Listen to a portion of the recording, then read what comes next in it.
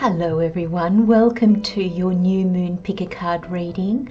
Now this new moon is in Gemini. It's on the 17th or the 18th of June, just depending on where you are in the world. Now this new moon embraces the energy, the essence of Gemini. So it's curious, social, it's adaptable, and it's open-minded. This moon can make us a little bit more scattered than we usually are, a little bit more distracted. This is Gemini's mutable nature at play.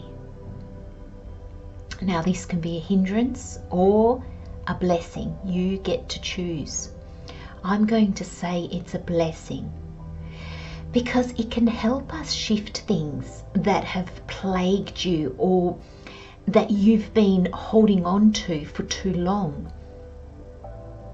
Now with this Gemini energy, you'll be able to change your mind or see things from a new perspective.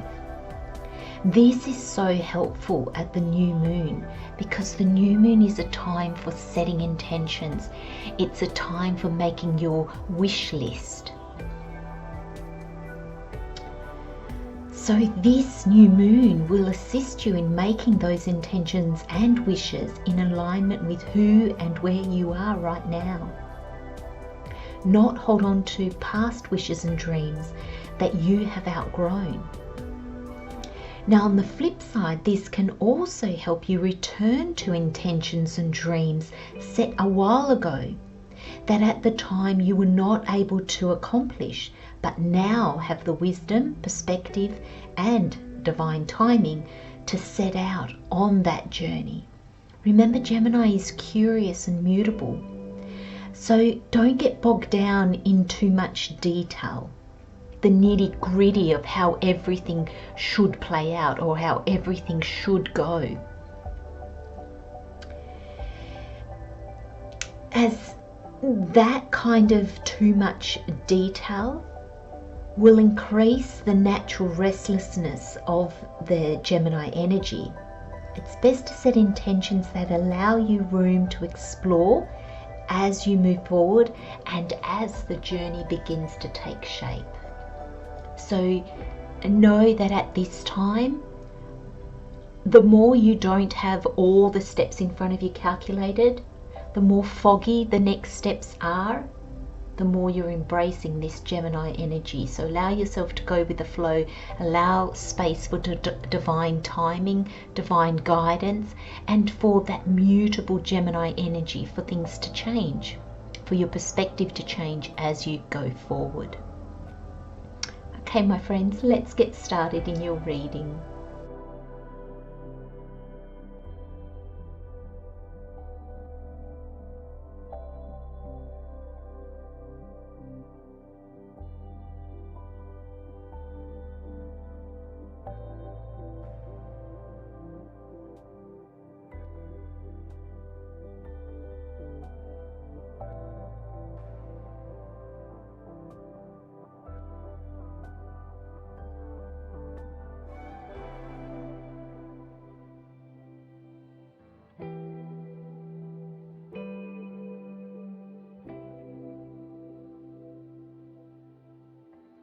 Okay, my friends, we have pole number 1, pole number 2, pole number 3, and pole number 4.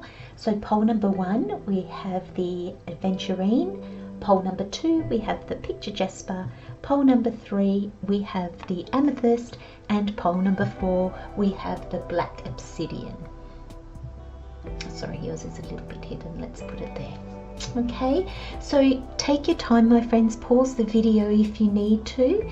Just allow yourself to be drawn by a pile number, one of the moon crystals. Again, if you feel drawn to select more than one pile, please do as your intuition calls you. Welcome, pile number 1. Thank you for joining me. Let's have a look at what messages Spirit has for you this week. So we not this week. So this is the new moon reading. So it's the next 4 weeks. So it covers from new moon to new moon. So let's have a look at what messages Spirit has for you this new moon. So we have the World, the Ace of Pentacles, the Queen of Wands, and the King of Pentacles. Wow. We have work through your fears and surrender to the divine. I love that. We have celestial realm, and we have new world. Okay, pole number 1. I'm just going to move that over a little bit. There we go. Wow, I'm drawn to the light in this. It's like something's drawing me in, something's drawing me to a point further away. So I feel, pole number 1, there's this sense that you are being drawn, you are being led, you are being helped, and I feel it's probably in a complete new direction, or something that's relatively new to you, something that you probably haven't really focused on. Might have been in your peripheral vision. I'm very much noticing that the heads on the World, the Queen of Wands, and the King of Pentacles, they're actually just slightly turned. That's just drawing my attention that it's probably just out of your vision. It's probably in your peripheral vision. So it's there, you can sense it. You probably already have an inkling about this. But I feel that there's definitely no steps that have been taken. If you've taken any steps, they're probably just in your mind trying to figure it out. I think the World at this new moon is going to change that. So we have celestial realm. And look at the light coming out of that. It feels comfortable. It feels safe. Thank you, Spirit. Spirit said to me not to use the word comfortable. So I'm just waiting to see if they give me another word. So I can understand. So Spirit saying don't use the word comfortable because it's not a comfort zone. It's not a place that you will actually feel comfortable in. You're probably going to feel a little bit challenged or a little bit out of your depth. So what I meant by comfortable, it's a feeling. It's a knowing. There's this sense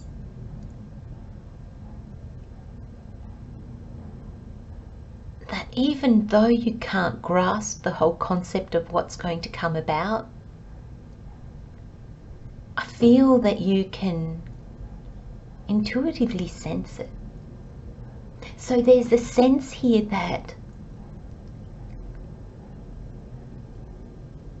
even though you're afraid, I feel like there is a lot of fear, there is a lot of uncertainty. I feel you're like, it's this feeling. I'm sorry, pole number 1, I'm trying to put feelings into words, and Spirit's been very pedantic about how I say it. So I feel that for you all, or for some of you, this is really, really important, because the feeling that I'm getting, thank you, Spirit, Spirit's starting to give me messages to help me, is a sense of, yes, there's uncertainty, yes, there's doubt, yes, there's unknowing, yes, there's fear, but underneath that all, there's this sense of about time. At last, Spirit's talking to me. At last, I feel like I'm being called. At last, I feel like I've been remembered. I haven't been forgotten. And we're never forgotten, pole number 1. But sometimes we have to work through things. We have to shift through the past in order to be the person that can take the next step into our future. You know, we need to develop that person. We need to bring in the wisdom. We need to overcome the fears. We need to gain understanding, trust, belief in ourselves, self-awareness. And it's this sense that I feel that there's this energy around you of, at the same time being fearful of moving forward, so ready to go forward. You really feel, I really feel, pole number 1, this is a calling. Now that doesn't mean that you found your calling in life or your purpose, but this is your higher self, your soul, God, the universe, spirit, your angels, your guides,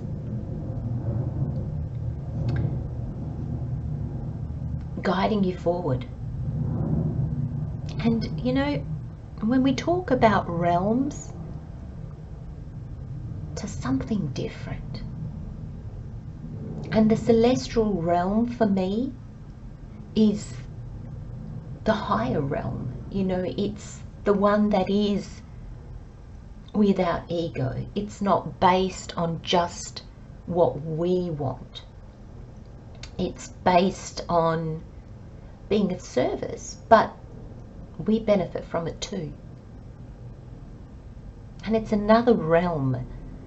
So this is outside. Like I said, it's probably in your peripheral vision. You've probably had a nudging of it, but you haven't been able to put your finger on it or develop it, or it's just been this thing. And now it's almost like it's starting to develop. At this new moon, I feel like you're going to be given more information, and the information allows you to move forward. Now sometimes that can be just in the planning stage, in the seeing what this actually is, or the possible potential of it. But trust, this is coming from higher wisdom. This is coming from higher understanding, higher power, your higher self. So it's valid for you to trust it. It's valid that you have that sense of, wow, this is huge. Even though you can't see any of it yet, you can feel.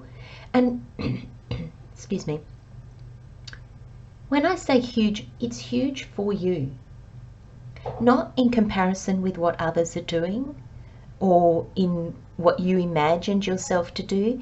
This is big, because when spirit tells me things are huge, it's because they're generally life-changing for us. But I've also found that somewhere along the path, it's life-changing for somebody else, or for other people, or groups of people, or sometimes the world at large.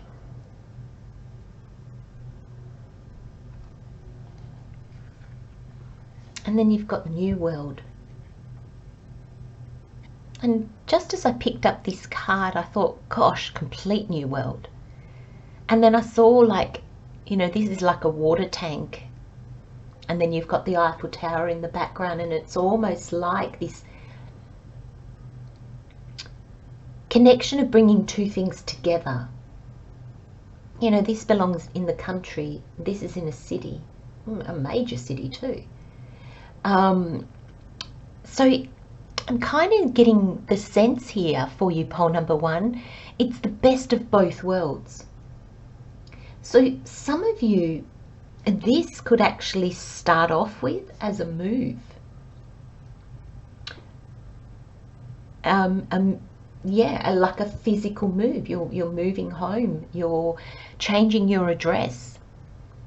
It could be jobs. But there's a sense here that I'm just getting the best of both worlds. And in the best of both worlds, you're creating a new world for yourself. I love this card.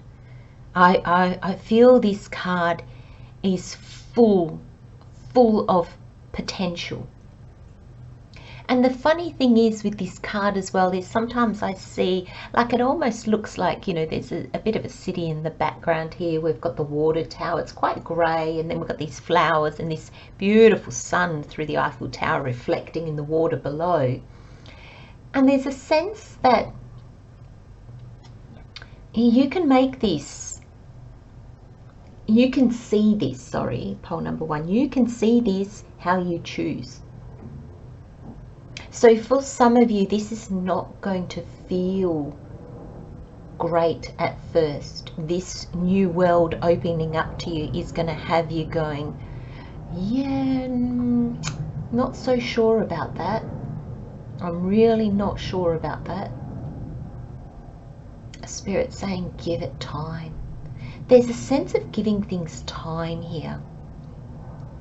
I feel there's a sense of surrendering to the divine, surrendering to divine timing. This is not going to work out in your plan. There's too many things that are out of your hands, and there's too many things that you yet have to develop. And I really feel that at this new moon, the thing that you're really going to be doing is working through your fears. I feel that's going to be, that is the launching pad. It's almost like Spirit's showing you what comes next. But I feel like, you know, a different realm. You've got new world. You've got an ace here, new. You've got the world endings. There's this sense that you're starting completely afresh in an area of your life, an aspect of yourself, in a relationship, in a job, whatever, however this comes about for you. And like I said, it's just in your peripheral vision. I don't know that you have all the answers or the understanding yet. So this new world has an aspect of fear, or it's not really what I wanted. I was aiming for this and I'm getting this. And this is underneath. You might see this first. That could also be your fears, pole number one. Your fears might be guiding you to see the things that you don't quite want. The things that you don't want to deal with, instead of all the beauty that's there, all the things that really do make you go, oh my gosh, this is such an opportunity, or oh my gosh, okay, this is not how I'd like it to stay, but this has so much potential. So really, pole number one, you get to choose. But this new world is the best of both worlds. So don't look at your past and sugarcoat things. Don't look at your past and say to yourself, oh, well, you know, that house was better because of this, that, and the other. No, that's your fears coming to the surface. That's your fears working their way through.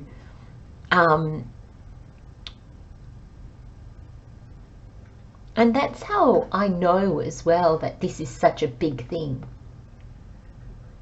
You know, I'm really drawn to the sting of the scorpion's tail. It's almost like your fears are going to sting you. Your fears are going to kind of trap you. You know, I'm not sure, but I'm pretty sure the sting of a scorpion kind of paralyzes. Don't quote me on that, but that's just the message I'm getting through with the scorpion. You know, your fears will paralyze you. And I don't... Okay, I was going to say, pole number one, your fears aren't founded. And Spirit said,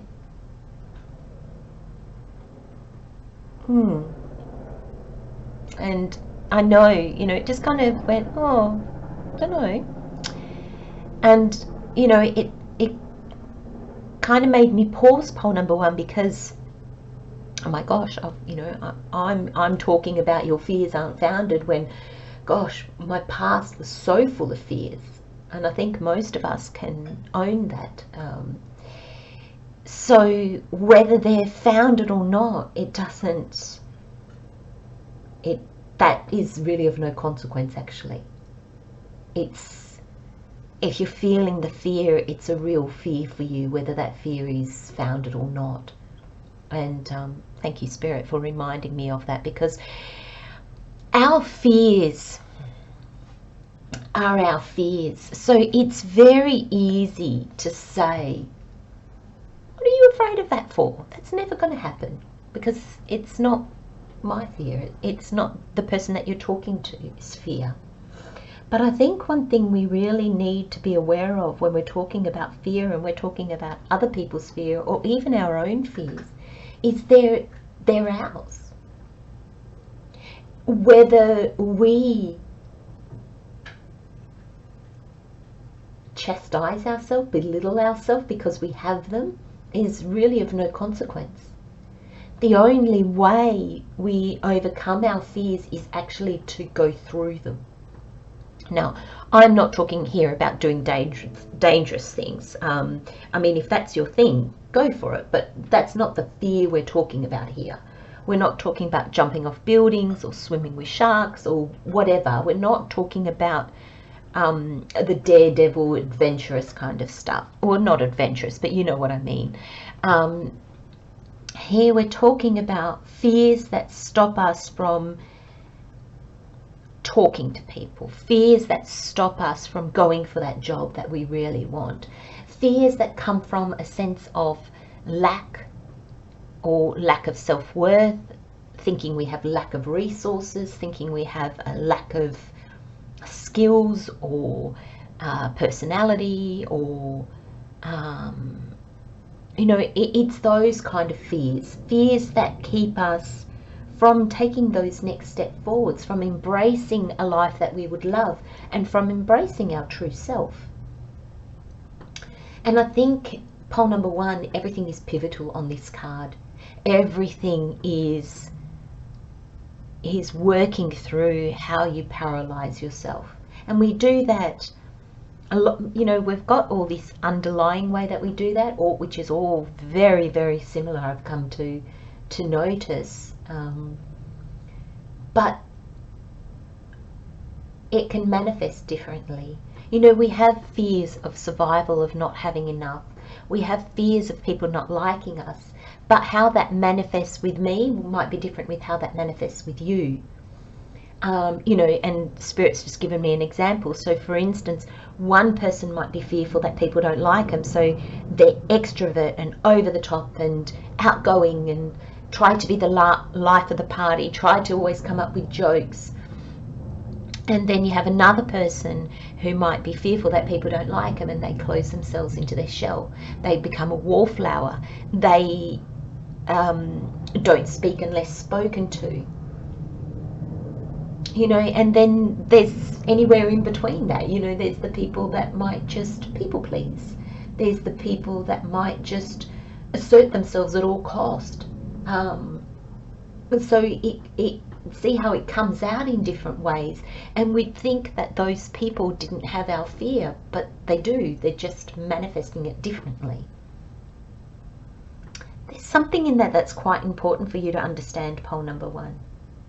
I don't know if you feel sometimes a bit alone in what you're going through, what you've been through, because I feel that it's coming to an end with the world here. And I feel all that the beginning of this reading has really been all about helping you to understand that, you might be feeling in the depth of despair, and the people around you might be buoyant and happy, but that might be their mask. That could be their way of coping. Some people show their feelings and can't hide it. Other people can hide it.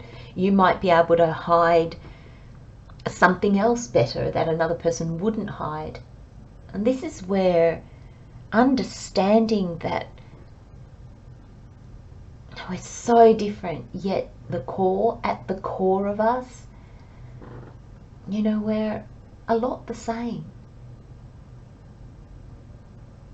Spirit wants you to know that, pole number 1. So I hope that helps you in some way, my friends. And then look at that.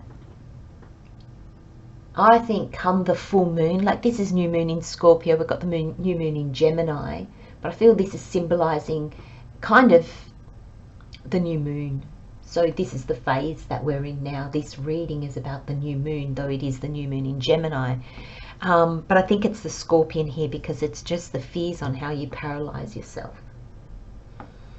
Come the full moon, it's going to be quite different.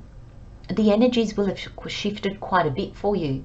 And I'm actually quite pleased in how the cards, because this has come out new moon, the waxing moon, full moon, waning moon. And I love how, you know, the full moon has come out for the last 2 weeks and the new moon has come out for the first 2 weeks, because it really it's really saying something to me, pole number 1. And this is telling me things are really a little bit out of your control. Yes, there are definitely things you need to do. That's definite. Look at the coordination of the colors in these cards as well. They're linked. Spirit needs you to do your work. It says work through your fears. There's work involved here. There's time. There's a sense of paying attention and, you know, really looking at ways that you paralyze yourself. But Spirit's working in the background for you. Spirit's here with you. Spirit's holding your hand. These 2 cards cannot be separated in this reading. They work together. They are together. And I love just all aspects of it. I love the aspect of the new moon is darker. And this full moon, surrender to the divine. The divine's bringing you clarity. Look at this light.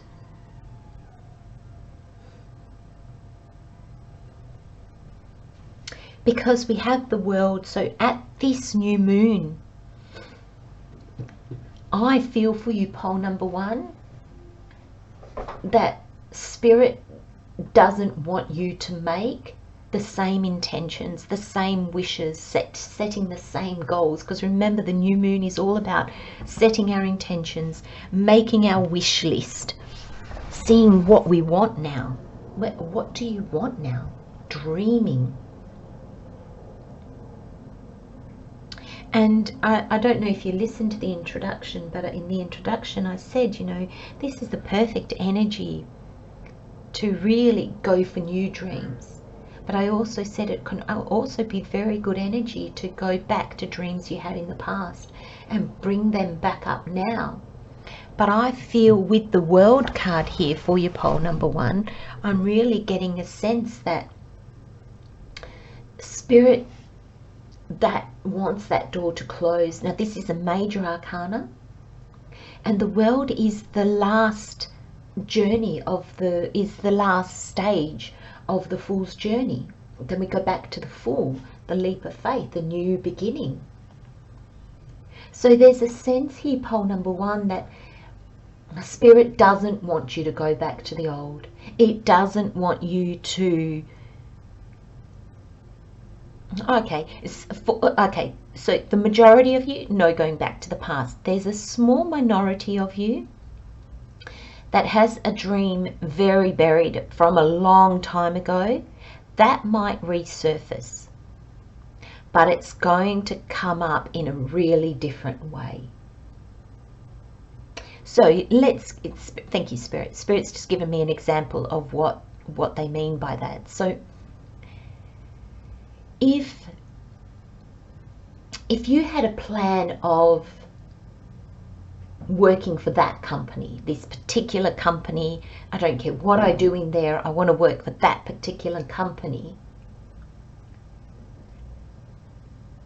suddenly that might come up again,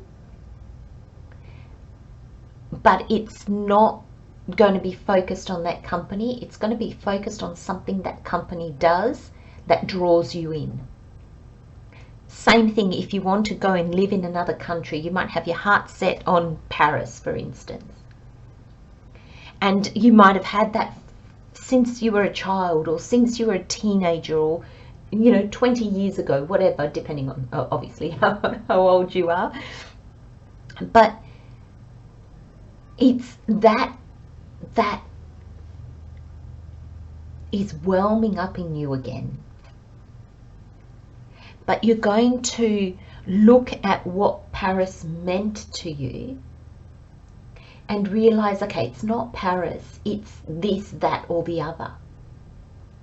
And it's that, and then you actually will probably start moving forward to moving, but to a completely different place. I hope that makes sense, pole number 1, because that's coming through quite strongly.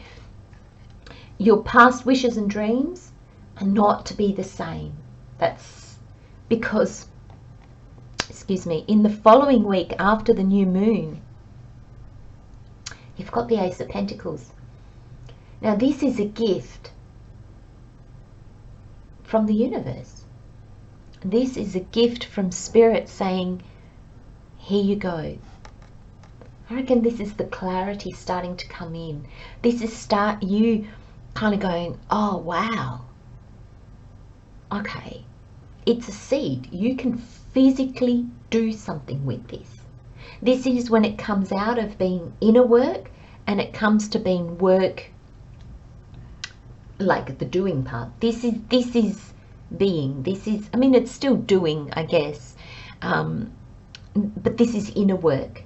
And this is actually then now starting to formulate something in reality. And it's different. Because I'm feeling this excitement, but intermingled with that excitement is this, oh, what do I do with this? And I feel you can see the potential. You can see that this is going to go places. This is going to happen. You can do this.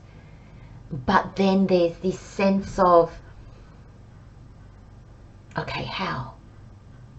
And I think that's why the universe wants you to work through your fears first. Because when you get to here, if you're still full of fears, you won't be able to go past your fears. This will fill you even more with fears. Whereas if you've looked at your fears and you've worked through them and you understand them, it's not to say that they're all going to disappear. But you understand them. You understand where they're coming from. You understand how they keep you paralyzed, how they stop you from moving forward. Once we understand that, we can work with it. Because here, this is quite a leap of faith, but it's tangible. It's a seed that you can plant. It reaps long-term results. Look, we end the reading with the King of Pentacles.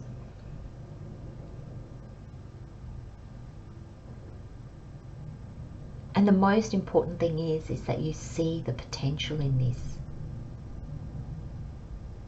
And then come the full moon.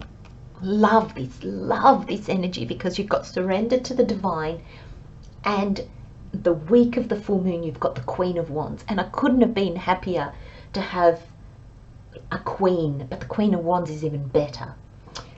The queens for me are that energy of receiving. The knights have been doing, and now the queen steps back and observes what is coming back to her. As she observes, okay, what has worked, what hasn't worked? What do I need to let go of? What can I see that's slowly coming in and I just need to be patient?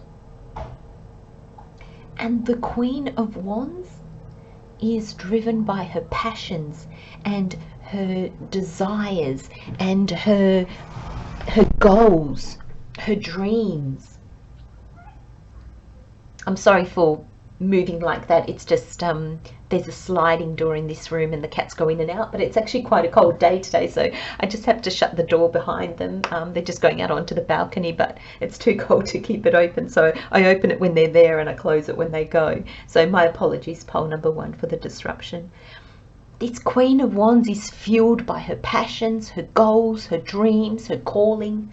So I sense that there's a real essence here that this is a calling.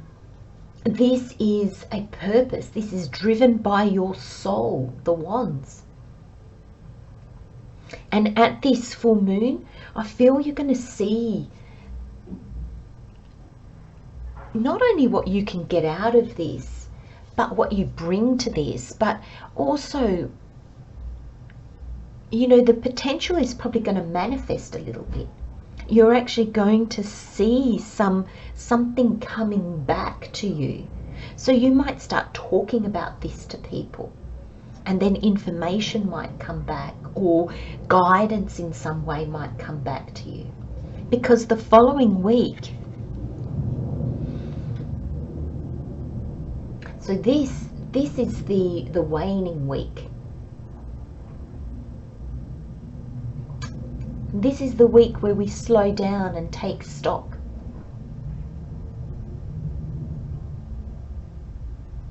And you've got the King of Pentacles. The King of Pentacles, so basically the Ace of Pentacles is the gift from the universe. The Page of Pentacles accepts it because it sees the potential and begins to kind of figure out what it can do with it. The Knight of Pentacles takes the seed and plants it. It goes around and is the actual physical doing. It plants the seed, it cultivates it, it waters it. The Queen is the energy of, okay, then I've done all this, now let's see what comes back. And then the King of Pentacles has been through all the stages, has the wisdom, the knowing, and has received the resources, you know, there's been action and reward kind of thing. And so now the King is in a place of giving back, of doing more. The wisdom that the King has gained, he can now share. The resources that the King has gained, he can now share. So there's this sense of the King shares with others what he has received, what the Queen has received. So this is, the Kings are of service. So there's a sense here, pole number 1, that whatever this is about, it's your calling to be of service in some way. So you'll be of service to your family, you'll be of service to your company. Maybe you're starting a new business and you're going to be of service to your community. Maybe you're starting a YouTube channel or a website with services or something, and you're going to be of service. But take your time, because you're not guiding this time. It's not on your time, it's on divine timing. And work through those fears. Sit, journal. I can't stress enough how important that is. I'm going to leave you with those messages, pole number 1. Love, light and blessings, my friends. Have a wonderful new moon. Take good care. See you next time. Bye-bye. Welcome, pole number 2. Let's have a look at what messages Spirit has for you for this new moon. So we have the 2 of Wands. We have the Wheel of Fortune, the 3 of Wands, and we have Death. Wow. Wow. We have it's time to take action, the new moon in Aries, and we have confidence is your key to success, new moon in Leo. And yes, I can definitely see that with these cards. Definitely see that. We have we have transformation, and we have independence.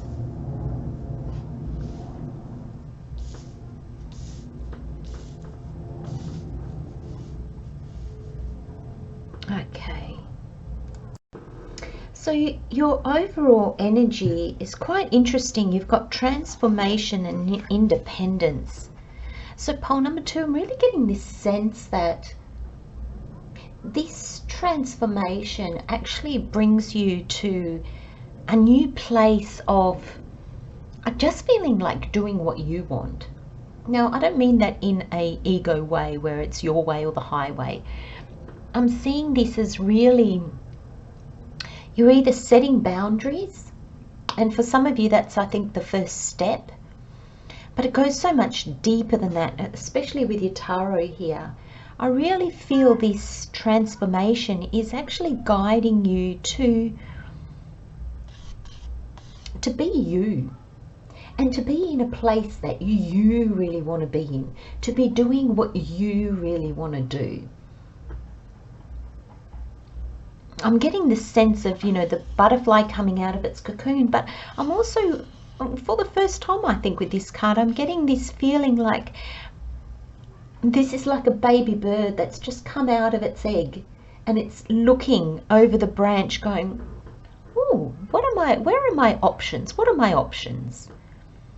And, you know, where do I want to go? There's this sense of, I'm really getting with this independence card is kind of like, where do I want to put my energies? This bird could fly anywhere, but it's kind of looking, going, well, where do I want to fly to? Rather than just fly randomly around, where do I want to go? There's thought behind it. There's meaning behind it.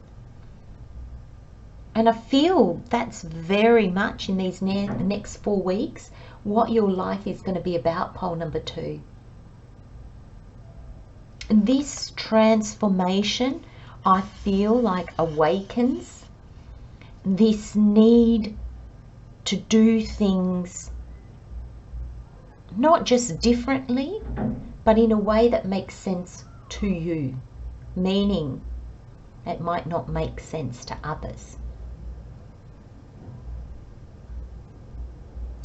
Now, very interestingly enough, because of you've got the confidence is your key to success, I don't feel that people, I don't feel that the changes that you're making are really going to annoy anybody. I don't feel that they're really going to challenge others, and others are going to be like, well, I don't want to do that. No, why are you changing things? No, I don't think that's the case at all. But I feel that the more confident you are in yourself, in your abilities, and in what you're doing, I think the better the result in regards to others that are involved with this. So apply that to how that resonates in your life. It could be children, it could be colleagues, it could be partners, it could be, you know, like romantic partners, husbands, wives. It can be partners as in business partners. But there's this sense of there's a real need for you. I just think you're looking at your life, pole number 2, and going, it's just not quite right. And rather than continue going and in all directions like I have been, which has brought some result, I really need to go back. I need to stop. Because I don't want to keep doing things the same way. And that's this transformation card. I feel like these energies at the same time play together, but they also flow from one to the other. This transformation, this awakening, this coming to realize that maybe you're not living in alignment, or maybe you've been caught up in the doing, and then suddenly you'll realize, gosh,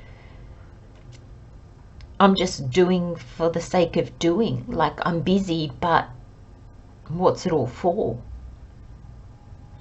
And I think there's going to be those questions that you're going to be asking yourself, pole number 2. Why am I doing this? What is it for? Who is it for? Who benefits? And I'm not going to say that you're completely focused on the benefit. You're not just focused on the money that you're making or the outcomes, but it's going to be like, well, This doesn't make me happy. So who does it make happy? And I think you're going to probably go and seek that out. You actually go, like if this is a job, you might talk to your colleagues and go and say, you know, this roster is, you know, it doesn't sit well with me anymore. You know, what do you think? You know, do you want to put our heads together and come up maybe with a better plan and, you know, take it to human resources and see if there's something they can do about it? There's this sense that something doesn't fit you anymore. And I feel if you have the confidence to take action in it and to express it to others, transformation's going to happen. But you are the instigator, pole number 2. Now that's in the outside world, but this is also internal. It's always a bit of both. You know, little by little, I'm getting this sense that you've been maybe less and less happy in an area of your life or in an aspect of yourself. And that's spirit shining a light on it, saying, you need to look at this. Have you already gone through a transformation, pole number 2, and you are this butterfly, but you're still crawling along the branches like a caterpillar? That's an analogy, that's a metaphor that I've been getting a lot lately. And I think a lot of us have transformed. Yet we're not using our wings. We're not using the new in us. What has transformed in us. We're carrying that around, but still trying to do things the old way.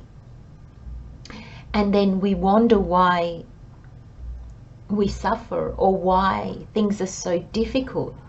It's because a caterpillar's made to crawl along the branch. A butterfly is not. You know, its wings will get stuck on branches, and it's, you know, it's too tall sometimes to crawl under things. It doesn't have as many legs to stick to the branches. So it's not what it was designed to do. And there's this real sense in your reading, pole number 2, that you've transformed. And now I feel like you're really looking at it going, hang on a minute, what am I doing? You know, I feel, pole number 2, that you've been made aware of things that aren't working, or of things that don't sit well with you. Things that you probably did that now you think, you know what, that doesn't resonate with me. I'm not proud of that. Maybe you no longer want to be associated with it. I'm not to say that what you're doing is dodgy or illegal or bad, or no, but it just doesn't resonate on such a big level that you feel, Spirit just gave me the word con artist.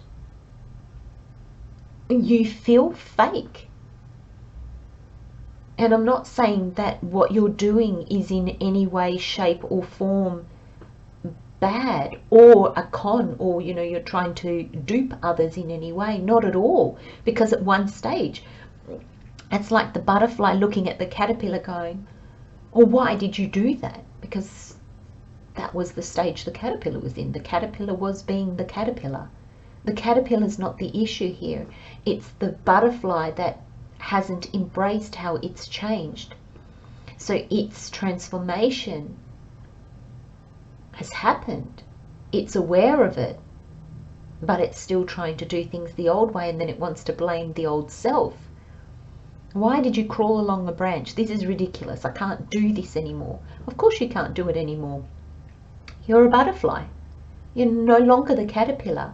And I think when we go through spiritual awakenings, when we go through, you know, inside changes, you know, inner changes. Thank you, Spirit.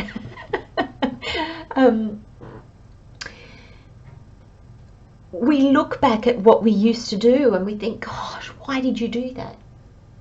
I want you to just imagine that that's what the caterpillar did. That was perfectly fine for the caterpillar, but you are no longer the caterpillar. So to keep doing that, that's where the injustice is to yourself and to others, because you're not doing it with joy. You're not doing it from a place of openness and abundance and joy and confidence.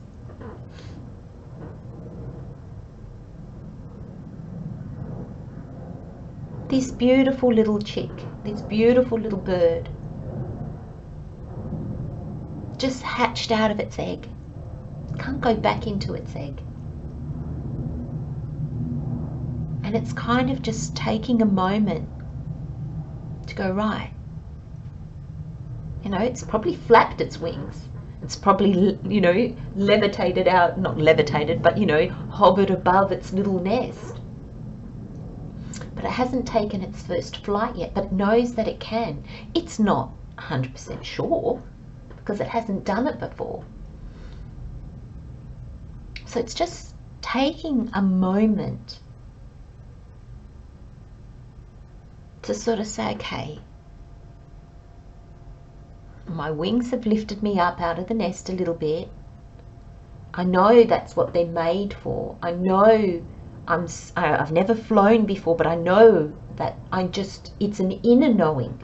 It's not fact, because fact is he's flown before. He knows he can. This is a certain level of trusting the universe.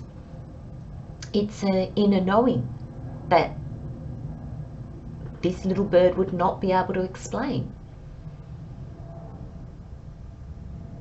But it's taking a moment to go, okay, I'm going to take this first flight. There's probably fear, apprehension, excitement.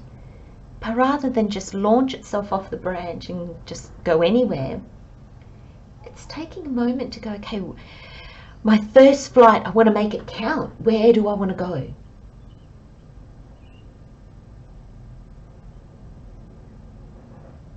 Isn't that beautiful, pole number 2?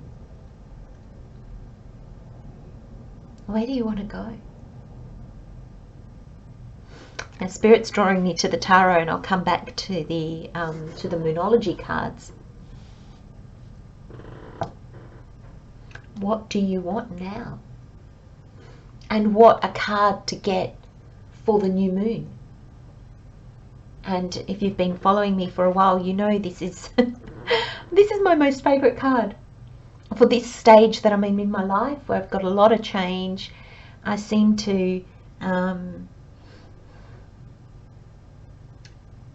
I seem to be ending journeys and beginning new ones a lot, because so much has changed in my life. And this card, when I see it, it's the knowing that there's more for you, pole number 2. And that's not in a greedy way. It's not more, accumulate. No, it's the sense that you've evolved and now there's different. There's more out there for you to experience and to see and to understand and to come into the knowing of. What do you now want? You hold the world in your hands. Where do you see yourself? Where do you want to take that first flight, that first leap of faith?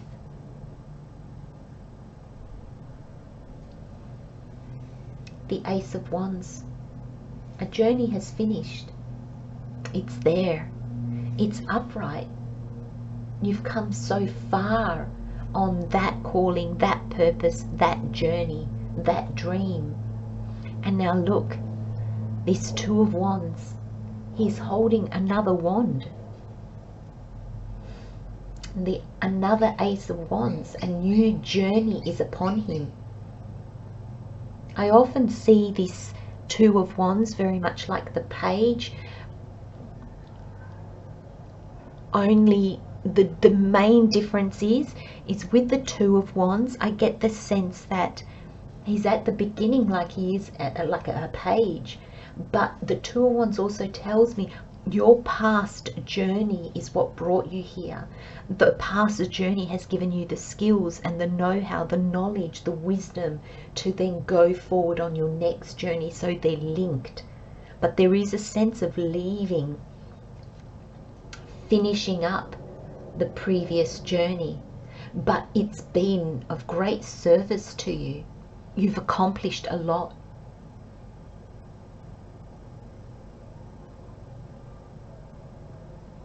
It's almost like he's at the new beginning, like the page where there's planning and there's a bit of uncertainty, but he's not as green as what the page is. He's more aware, more accomplished.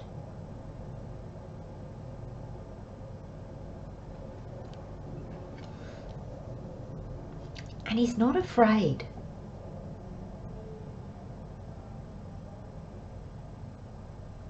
It's not like the curiosity of the page.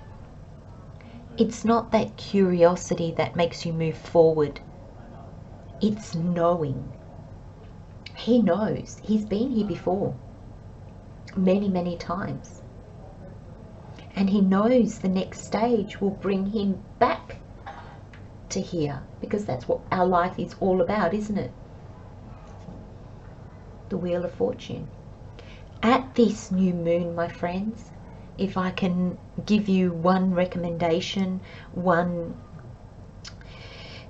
guide, I hope you do this, please, please make new dreams for yourself, set new intentions, set new goals, look at your past ones and see them from the butterfly, not the caterpillar.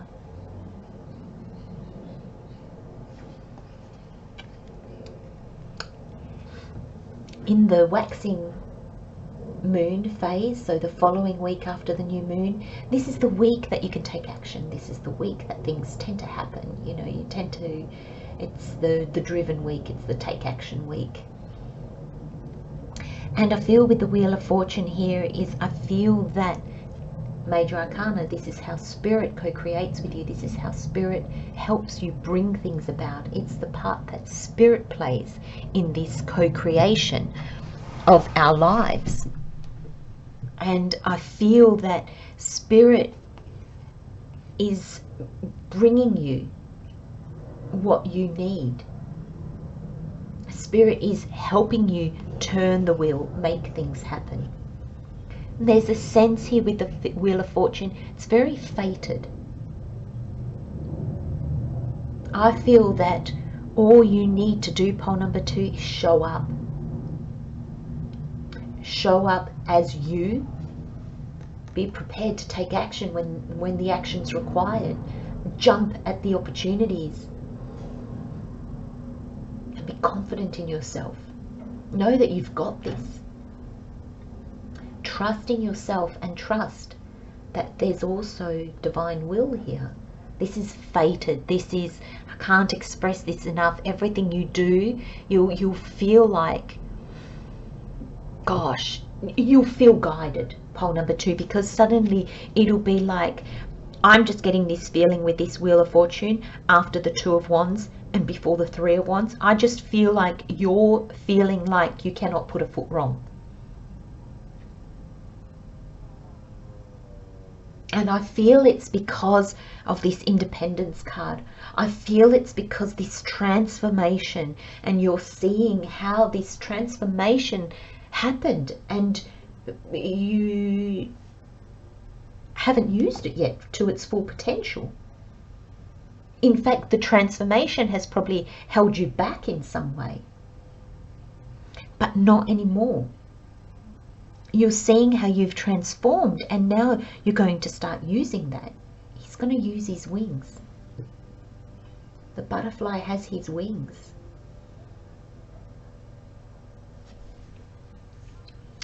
And then at the full moon, you've got the 3 of Wands. This is amazing reading, pole number 2. Your ships are coming in.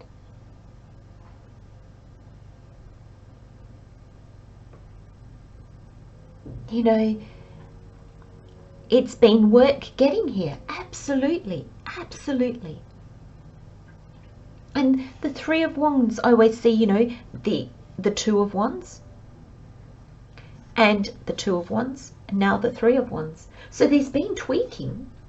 This is what you've planned. This is your vision. This is your dream. This is your aspiration, your goals. This is you setting intentions at the new moon. Come the full moon, you're going to look and go, okay, well, you know what? I've got a new Ace of Wands in my hand. So things have been tweaked. Things have moved forward. You've taken action. And it was inspired action. It was guided action.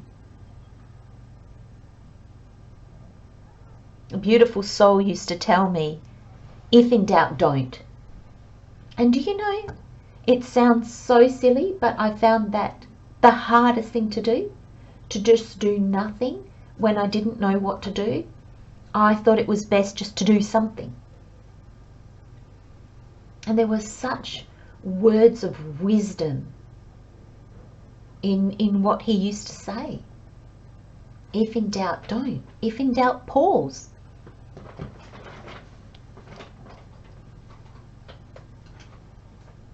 Pause.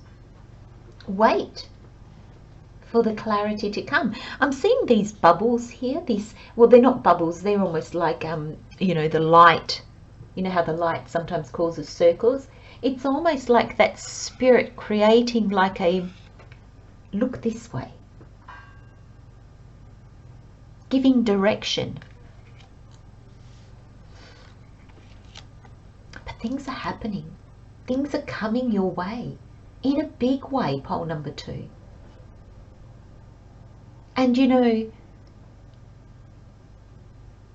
I feel this is been coming along for a while. Like, this is not an instant thing. This has been difficult. This has been challenging. You know, so don't think, oh, it's just luck. No. Pole number 2, you've been doing the work. And Spirit knows that. Because Spirit is literally helping you along each stage. Look at this, Minor Arcana. This is your bit. This is the bit that you do, the part that you play in co-creating with Spirit. This is the part that Spirit plays. This is the part that you play. This is the part that Spirit plays. So Spirit is basically saying here with the Major and the Minor Arcana is that you do your bit, I'm right here. You do your bit, I'm right here. And that's how life is, but sometimes we don't realize it. And it's often that we don't realize it when we're doing the internal work, because it seems to be, we seem to feel that it just comes all from us.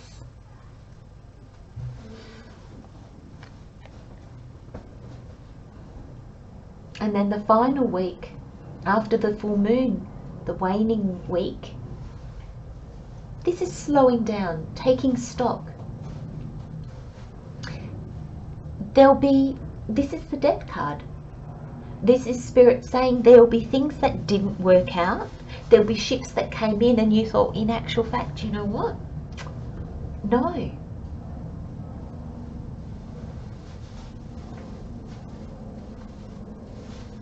But that's okay.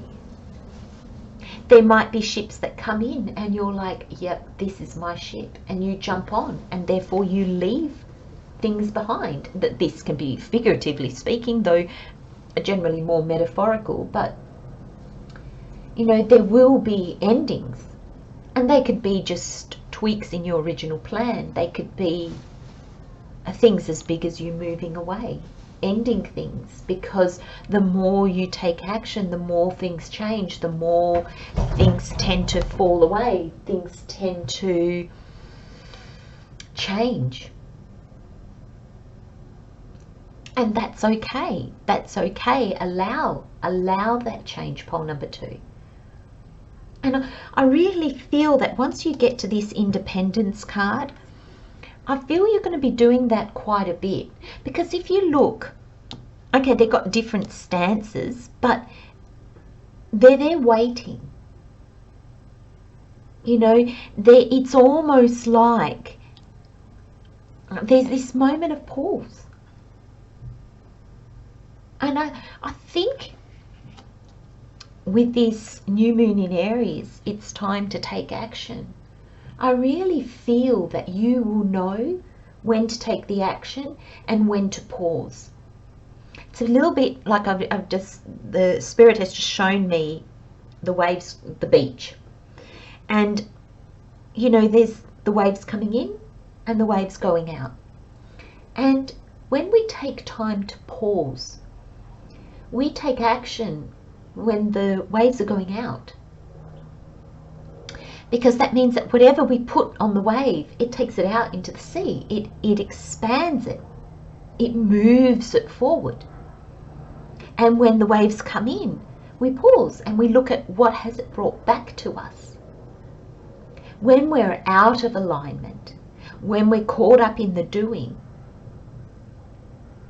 we tend to be always pushing out. So that's fine, because we'll eventually catch the wave that's going out. So we'll push out with the wave that's pushing out. So we put a lot of energy in going out. But then when the tide's coming back in, if we're still pushing out, nothing can come back. And that takes a lot of energy, because you're going against the flow. So there's this sense here with this new moon in Aries card. I really feel with the rest of your reading, with the rest of the cards, I really feel, pole number 2, that you're taking inspired action. You're taking action when it's required. You don't mind the pauses. You don't mind seeing, okay, what's coming back to me? Okay, I've taken that action. How does it feel? How do I feel? Because sometimes it's in the doing that we realize, in actual fact, you know what? I don't like this. It's not what I expected. Okay, let's go back to the Two of Wands. Let's have a look at this again. Are there aspects that I did like? Are there what? Maybe it was just there to teach you confidence. Take a step and the next step will be shown, because every step that you take shows you or brings you more information, doesn't it, pole number 2? Because you've got this new moon in Leo. Now, Spirit just really drew my eye to both these new moons. Now, this is a new moon reading. Both this new moon, the dreams, the intentions, the goals that you set, it's so important that you set them with a feeling of confidence, a feeling of, I'm going to take action on these. They're not just pies in the sky, though some of them can be bigger than you know what the next step is. But they need to fill you with the longing to do. I know that's really interesting, but there's this sense that here it's like whatever he's dreaming on, it's got exciting to the point that I've got to figure this out. I want to head in that direction. And it's fueled by confidence, and I really feel a great need, a great desire. The wands here are the fire, the passion. And look at that, we've got Aries and Leo, 2 fire signs. There's a lot of fire here. 2 fire signs that are passionate, aren't they? In their own maybe different ways. But this has to fuel you. And if it doesn't, take time out to see what does.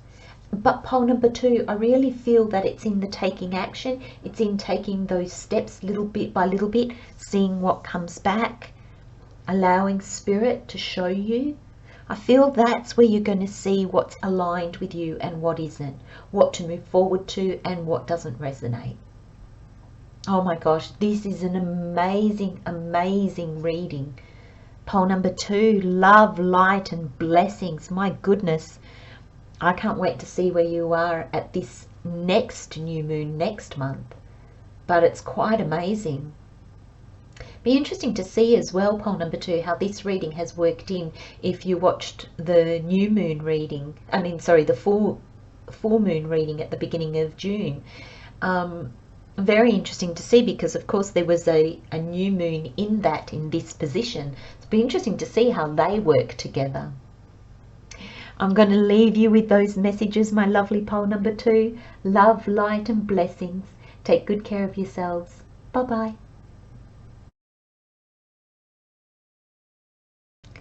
Hello, pole number 3. Welcome, my friends. Let's have a look at what messages Spirit has for you for this new moon. We have the King of Wands. We have the Queen of Swords. We have the Queen of Pentacles, and we have Judgment. Wow. We have emotions are running high, supermoon. Wow. And we have balance, spirituality and practicality. Yes, I kind of see that with these wands, swords and pentacles. We have return and we have peace. I feel, there is going to be a sense here, pole number 3, that there is a return to peace. There's a return to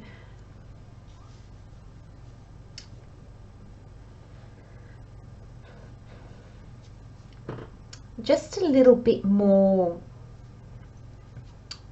understanding, just a little bit more balance. Thank you, Spirit. That's the word I was looking for. Return. Now, the minute I picked up this card, Spirit just said to me, don't be confused with return and going back to the old. So for those, there must be some of you that are thinking of going back to an old job, or going back to maybe a new company but doing the same thing in a new company. There's something like going back to an ex, or going back to a place that you've been to before, but there's this sense of going back, and Spirit saying no, this return is not going back. And I feel this return with the cards that are here, I think it's more internal. I think this is, things are playing out in the world with the tarot cards, definitely, but I feel that this is a time of understanding and clarity, a time of almost coming back to you. Now, Spirit just said explain that. So what I mean by that is coming back to you. It's like, I feel like you've been doing a lot. We've got the King of Wands, the Queen of Swords and the Queen of Pentacles. So before the Queens came the Knights. Before the King came the Queen and the Knights. So we've been through the Knights of Wands, Swords and Pentacles. That's a lot of doing. Now, especially that the Knight of Swords is rapid movement. The Wands is directly straight after, so it's a lot of movement. It's still, a lot of taking action. The Knight of Pentacles is the slowest knight. He's basically standing still. And I love how it almost goes, it's almost like there was inspired action, then there was frantic action, and then there was like this complete almost stop. The Judgment coming afterwards, I can understand why. So, but that's in the past, because the Knights, we're at the King and the Queens now, so that's in the past. And so this return is almost like saying you're returning to some kind of equilibrium. You're returning to some kind of balance. You're returning to some kind of this peace.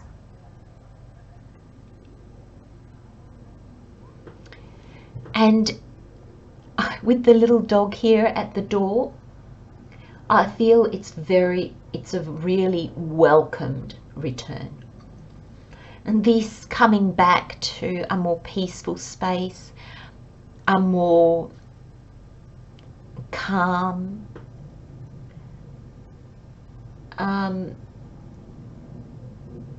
even though like Spirit's just showing me that some of you are feeling this, like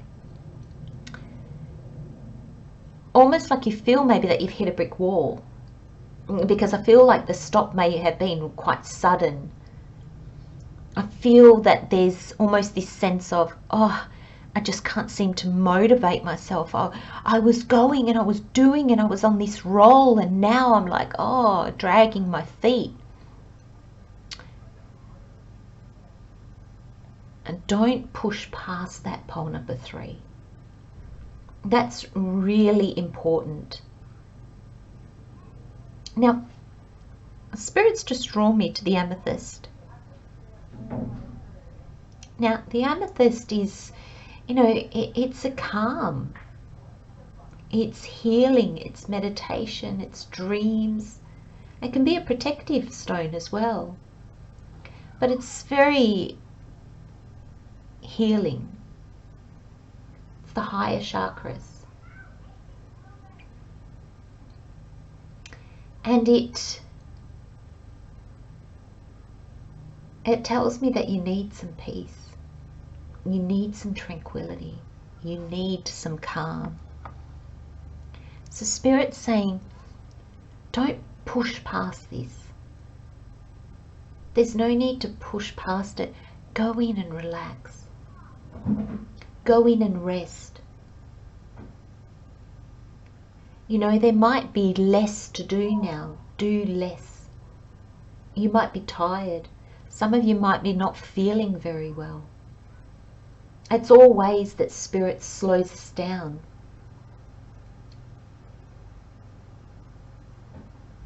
You know, I just recently moved into my new house set, and I had, oh my gosh, I was like, oh, I'm going to do this and I'm going to do that. And I literally, the day after I got here, I got sick. So for a week, I didn't do anything. And that was Spirit's way of slowing me down, because I've got a hard head and I don't always listen, which is silly, isn't it? I mean, look at what I do and I don't listen. But that's one of my great lessons, is paying attention to how I feel, paying attention to the energies around me, and trusting those, not saying I've got to push past it, I've got to force myself to keep going. No. You know, when we grow up believing that we always should be in an energy of doing, because if not, we're lazy, you know, that sticks with us. And, you know, we don't want to be lazy, we want to be productive. So we feel that being productive is a sense of always doing. No, it's not. And look at this card, pole number 3. I feel like you can, I'm even feeling drawn into this card.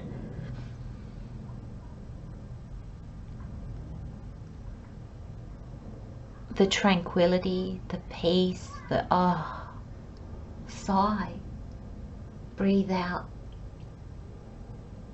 This is so important for you, pole number 3. And I feel that this new moon, the more calm you can be, the more not focused on the doing you can be, I think the more you'll be able to make your wishes, your new moon wishes, your new moon intentions, your new moon goal settings much more aligned. Because I really feel in your reading, pole number 3, there's an imbalance in you. You've come out of alignment And I feel it's all the action that you've been taking. It's all the doing. It's probably been more frantic than thought out. And so there's just this sense here that Spirit's going to slow you down so you can see another way. Or you can see how suddenly you've gone charging down. I don't like to say the wrong path, but you know what I mean, pole number 3. You know, when we forge ahead no matter what, we don't take time to pause and look at those little course corrections that we do. So then when we finally stop, we realize how we've overshot the mark by miles.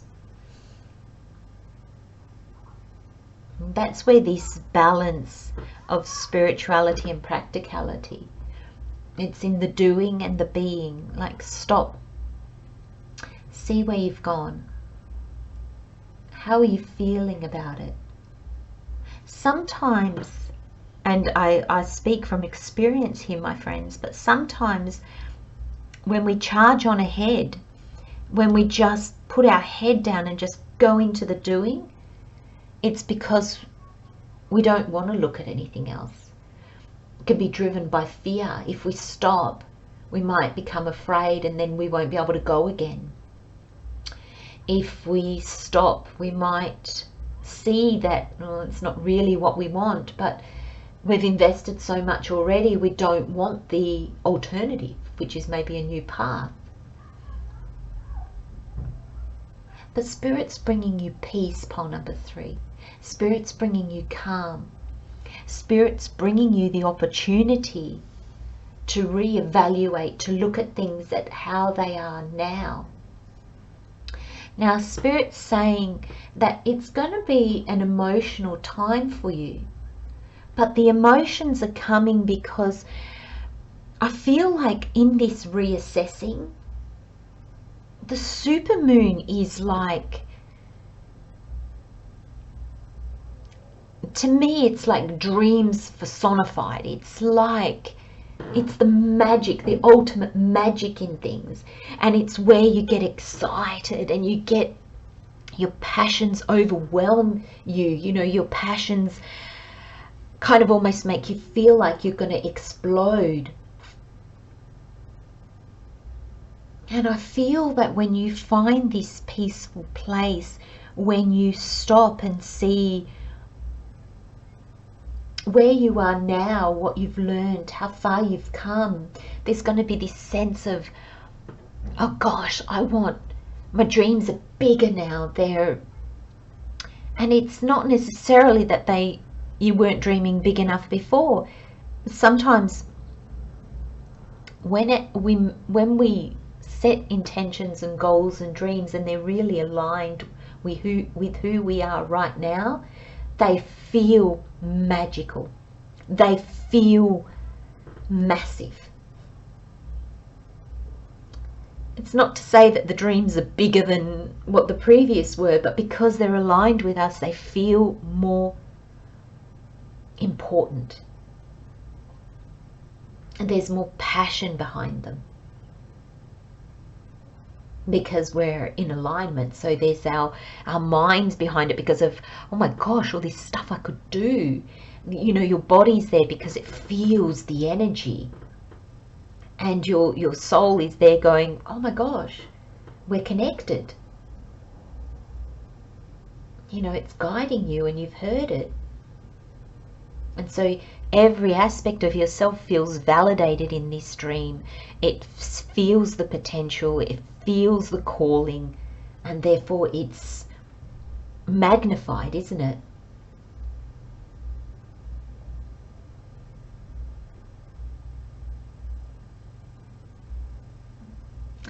There's this sense that you feel the pause is going to be a waste of time. It's going to be the complete opposite. The complete opposite. So pole number 3, if you go into this new moon feeling like, ugh, I've lost my drive, I've lost my movement.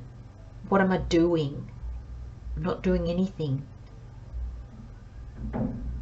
Know that those are your fears talking. That's the imbalance talking.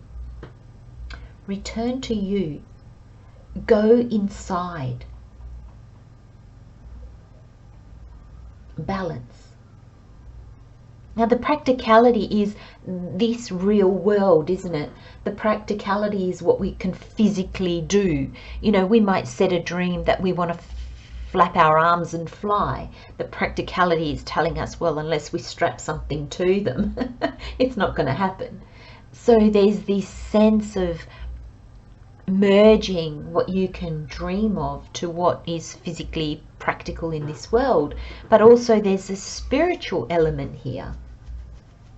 And that spiritual element is unlimited.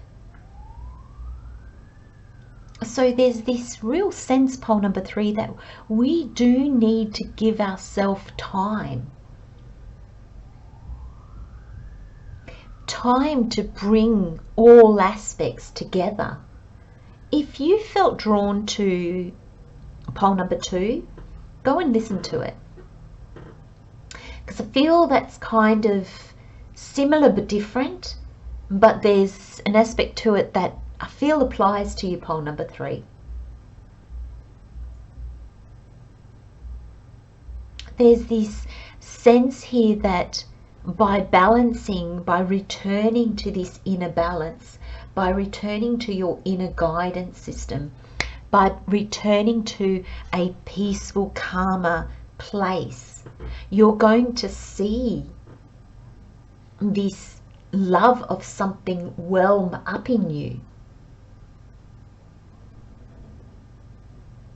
And it's from a place of balance. It's from a place of understanding limitlessness, yet limits as well. And I feel that, you know, this full moon, I feel, is going to bring you that opportunity. I mean, this is full moon in Pisces, but it's kind of over the full moon here.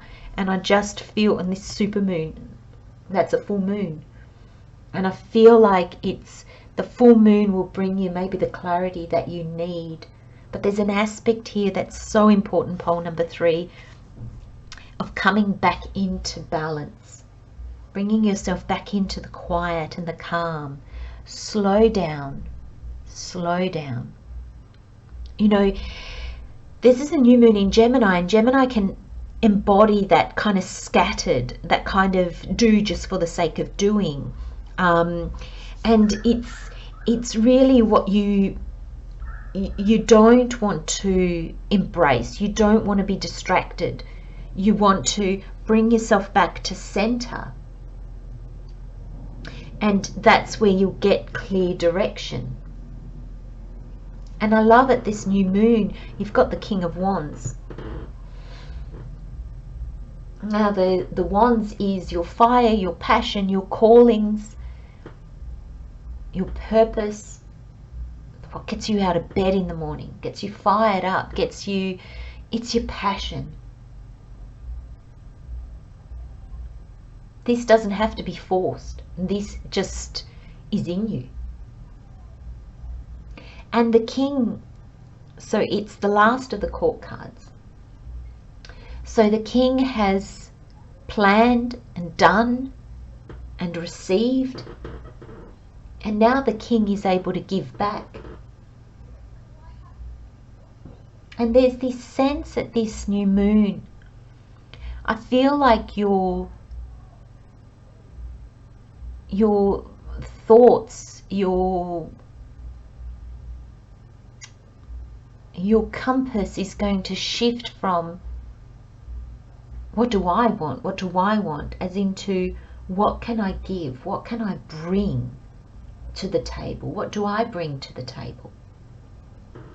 So these dreams and goals that you're setting at this new moon is really based on what you want, but the thought is going to be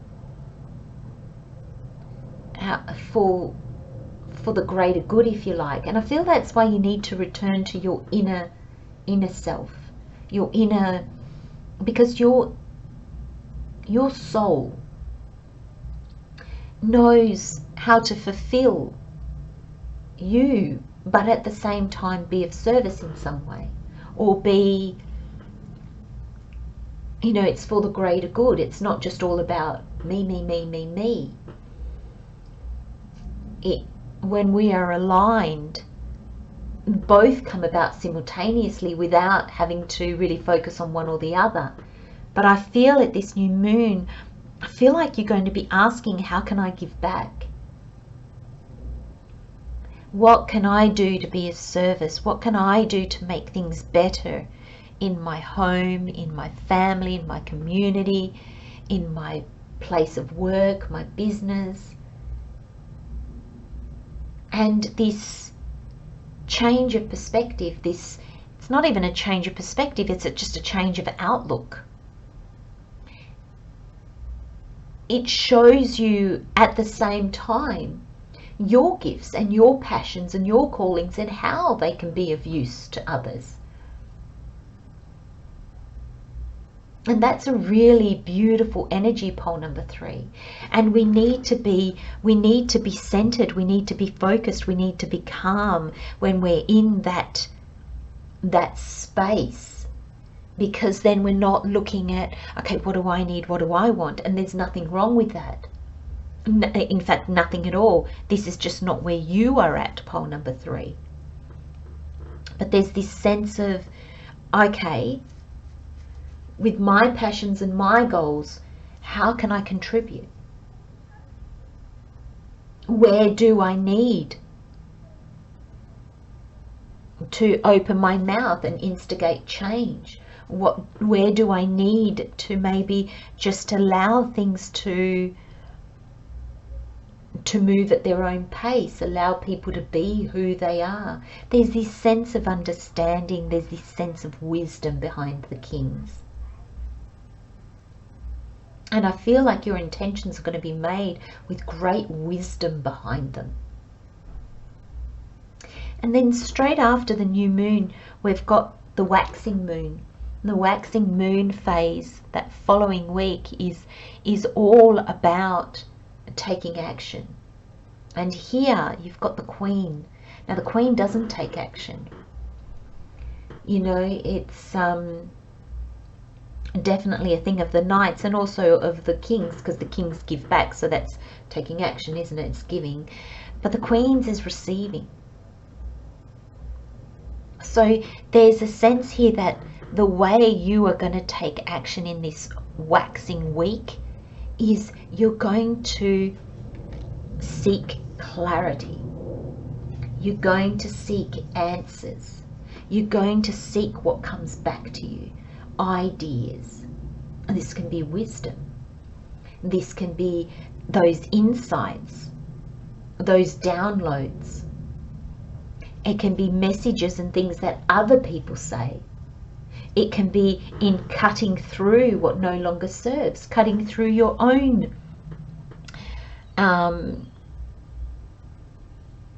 I want to say your own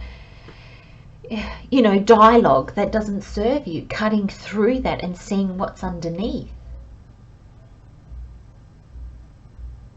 Because the week of the full moon, you've got the Queen of Pentacles.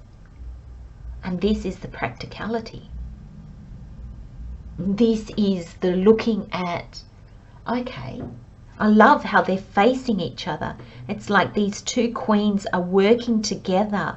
She's saying, right, what is possible? The Queen of Pentacles is abundant. That's why the rabbit is in the card here. She's abundant. She's not afraid. She knows she will receive what she needs to receive in order to move forward. So she doesn't feel she needs to push. She doesn't overthink things. So she's assisting this Queen of Wands in not overthinking, in allowing the universe to bring the responses through messages, what other people say, through ideas, through downloads, through these aha moments. This clarity that comes to the Queen and shows her, Okay, I can rest easy. Things are coming in. Things are going to happen. Don't push, just wait. It's almost like you're getting your mind and your body in alignment, or your mind and the physical realm in alignment, so that they are not fighting against each other. You know, your body has these gut feelings. The Queen of Pentacles has these gut feelings that she's being taken care of. The Queen of Swords, it can get caught up in her intellect. But here she's not going to. You're not going to, pole number 3, because you've got the two working together. There's a certain level of trust here.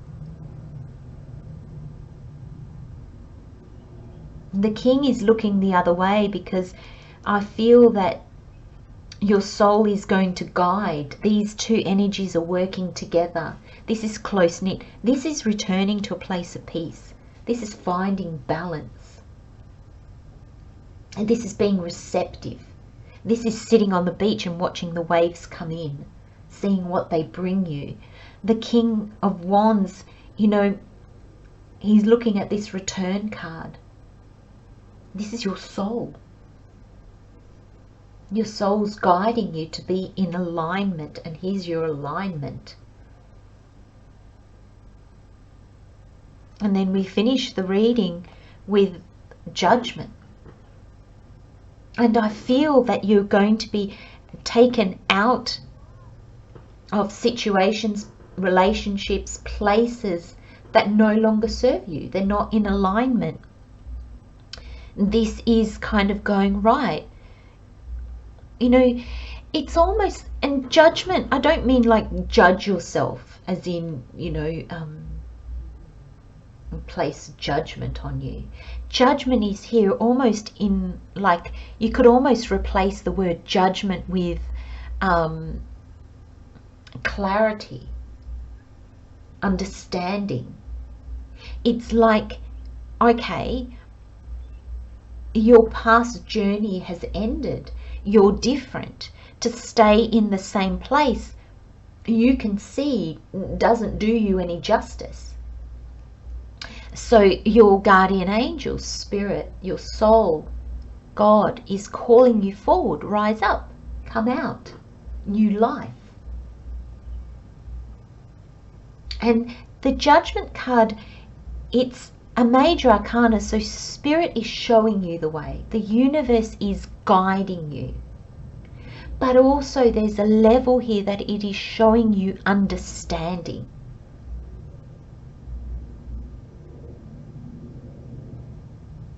It's showing you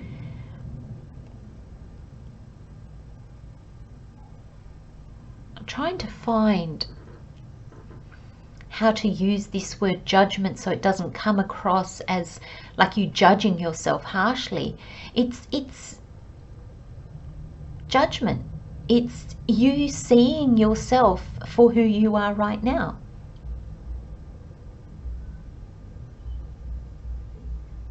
It's clarity. You can see, hear, feel how you are different. And the people are naked, and that's to show that they've dropped the facades. It's like they shed their past skin. And they're now authentic. And thank you, Spirit. Spirit just said to me, authentic for the now. Because you're authentic now, in 2 years' time, might not be authentic anymore. And that's why judgment comes up. That's why judgment is in every cycle of the major arcana, in the cycle of the full journey, because we all get to a point where we've changed so much that we can go, wow, I'm not the person I used to be. I'm different now. Therefore, I want different things.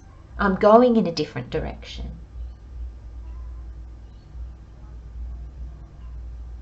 So Spirit's also saying, because I got caught up with the word judgment, I've been kind of saying in my mind to Spirit, why am I caught up with the word? Why do I feel like I need to explain the word? And Spirit's just come back to me and said, you know, when we transform like this, when we come back to our inner self, there can be a lot of judgment that we place on ourselves. Oh my gosh, you're such an idiot. Why did you do that? If you had done this, it would have been so much smoother. You could have saved yourself so much trouble. Well, you know, your life is a mess now, serves you right, blah, blah, blah, blah, blah. And we do that. If we really listen, our internal dialogue is like that when we go back to our core initially. Because we're not the person that we were. Poll number 3, really go and listen to poll number 2. I think it's got a lot of similarities, and I think the two work really well together. Maybe not for poll number 2, but definitely for you. I think listening to poll number 2 will be of real importance. This judgment is at the same time seeing how you've changed, judging how your life needs to change now, but also not placing judgment on yourself on who and how you were, because that's who you were at that time. Wow, poll number 3, it's a really deep message. I'm going to leave the message there, my friends. Love, light and blessings. Take good care of yourselves, and I'll see you next time. Bye-bye. Hello, poll number 4. Welcome, welcome, my friends. Let's have a look at what messages Spirit has for you at this new moon. We have the 2 of Swords. We have the Moon. We have the 6 of Swords, and we have the 5 of Pentacles. Okay, my friends, we have bring love into the situation. We have a time to give rather than take. We have Olympus, and we have magic. Okay, I love your overall energy, because the cards are difficult, aren't they, my friends? Okay.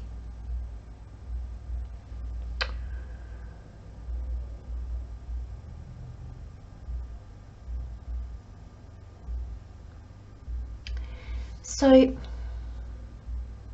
I was just gaining clarity from Spirit to see where they wanted me to start.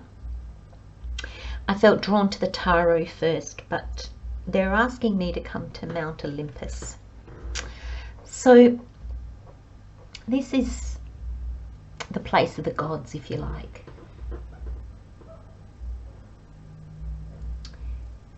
And with this card in your reading, poll number 4, this is your overall energy. Okay, so sorry, let me start again. You've got your overall energy with Olympus and magic. You've got the 4-week breakdown. So you've got the full moon, the 2 of Swords, the waxing moon, the moon, the full moon, 6 of Swords, and the waning moon, the 5 of Pentacles. Additional messages you have: bring love into the situation and a time to give rather than take.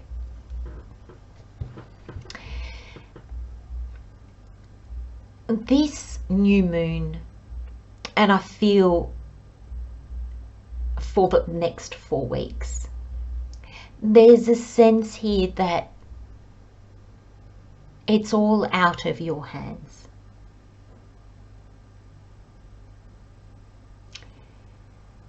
You can strive and push, or you can chill and relax. It really is going to make no difference. Poll number 4 really is going to make no difference.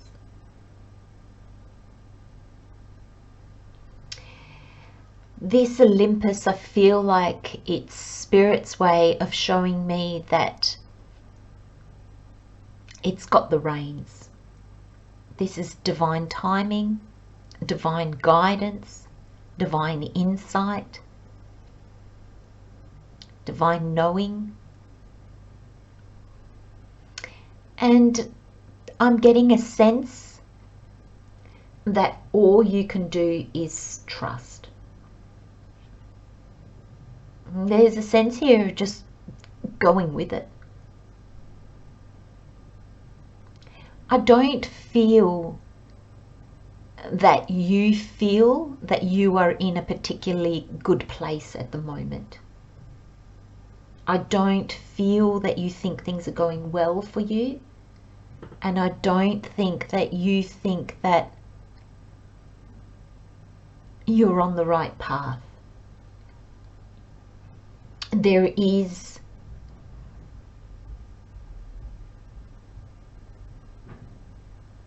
something bigger out there coming together for you. I don't get the feeling that you feel particularly stuck, but I do get the feeling that you feel, the word inhibited came to me.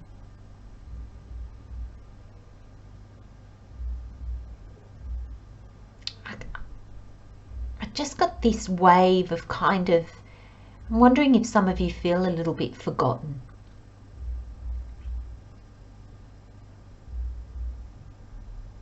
I kind of feel like, I know it might seem interesting, but I kind of feel like this is like a holding place. It's almost like you've walked into this temple and that's it. There's nothing in there. There's a lack of emotion, there's a lack of passion, there's a lack of joy.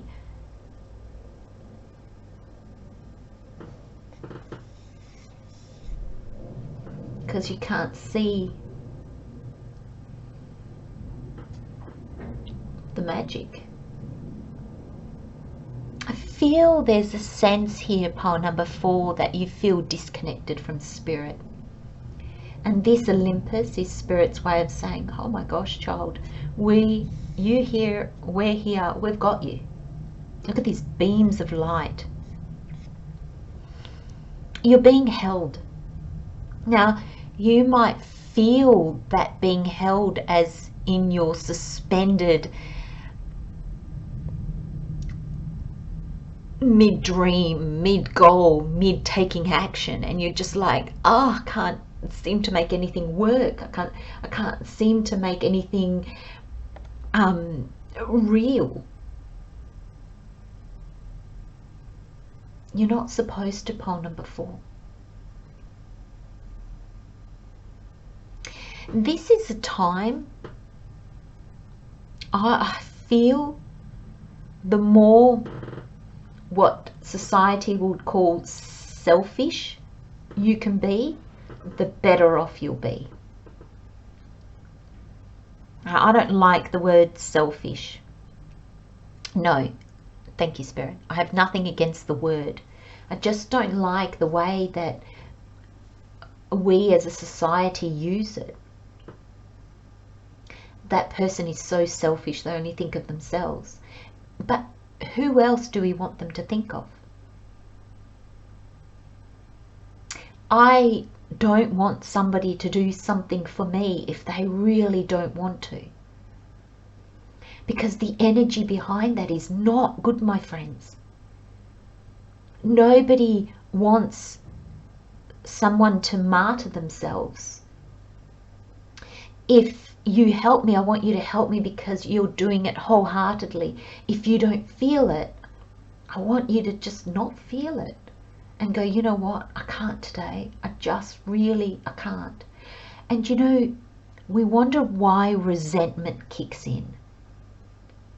We resent others because we feel that they are making us do things that we don't want to do. So not only are we resentful, but we also feel like a victim because we don't feel like we can say no. We feel like they have the control and we have to go along with it regardless of how we feel.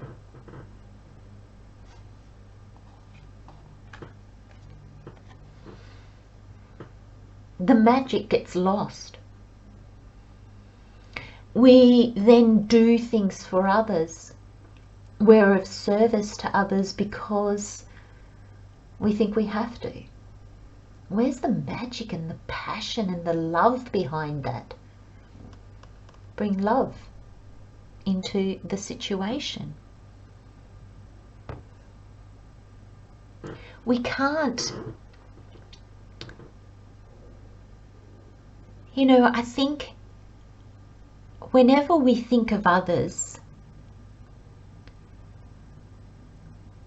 we don't ever want to harm somebody else.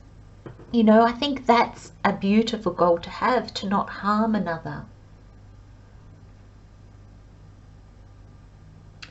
But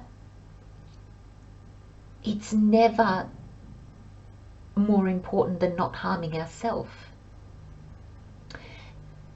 Spirit's just told me, give the example of a relationship gone sour. You know, relationships go sour because one or both parties have decided, not decided, thank you Spirit, have reached a point where they no longer want to be there, but neither are deciding to go. So how can somebody that is miserable give joy to another person? Now, it is possible, absolutely, absolutely. Spirit is saying it is possible, but it will cost that person more than it's worth.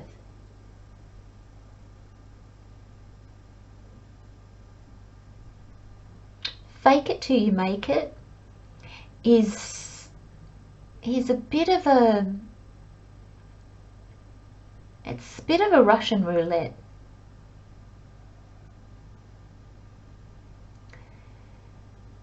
Because you can fake it,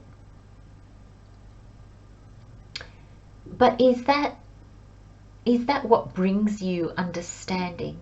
Is that what's going to bring you awareness of how you feel?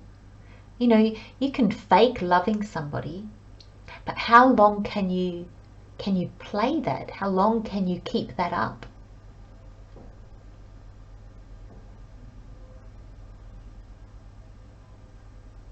It's a very deep message here, pole number 4.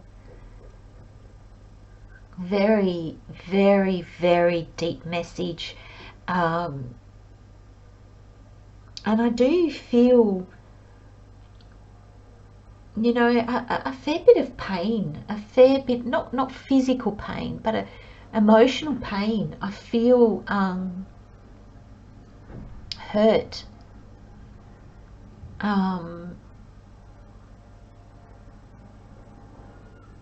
And definitely disappointment.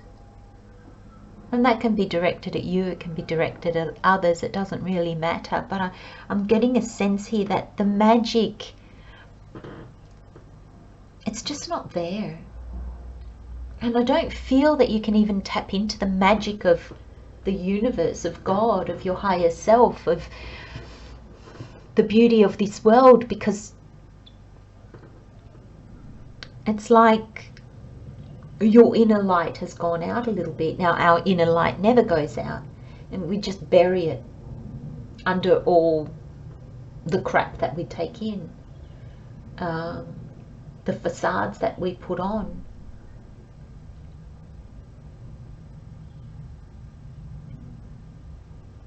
It's a difficult reading, pole number 4. It's I feel sad, and yet at the same time there's a level of optimism, a level of, you know, that there's the light in you. You know that this is, even though you feel bogged down by all this and you feel that it's gone on forever and you feel totally disconnected, there's a part in you that feels that there's a light at the end of the tunnel somewhere. But I don't think that you're able to tap into that yet. I don't feel like you're able to understand or see past certain things at this point in time. Looking at the magic card, and the mirror's kind of, you can't see your reflection in it. And I feel in that sense with this card, you've lost an aspect of yourself, or you've lost yourself somewhere down the track.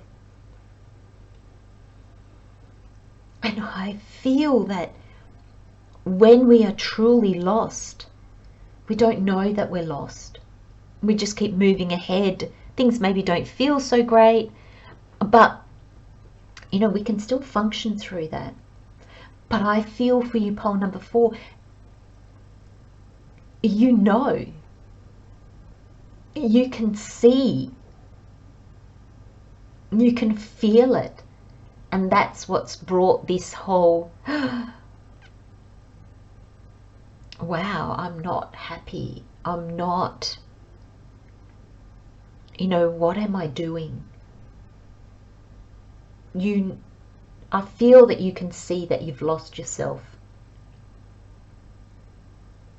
Your spark's a little bit, no, thank you, Spirit. I was going to say your spark's a little bit diminished, but Spirit's corrected me, because I really feel, I mean, I don't want to make it all doom and gloom for you, pole number 4, but I really feel like your spark is gone. It's not gone, it's just buried.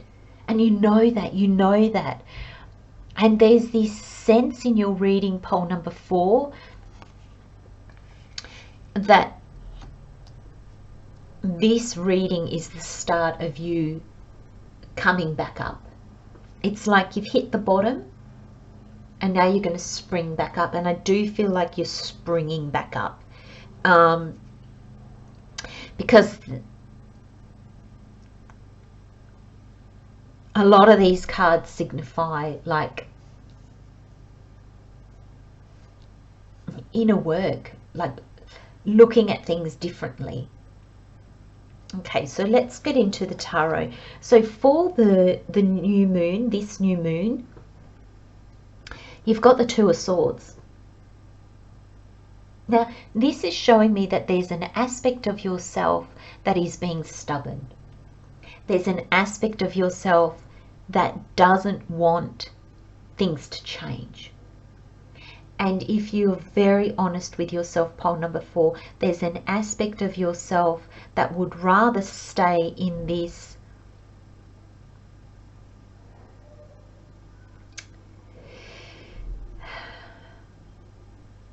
past, let's say this past that isn't for you, then move on to a future that's unknown to you. Now, isn't that interesting? Spirit's just called my attention to this black obsidian. Black obsidian repels negative energy. I feel like when you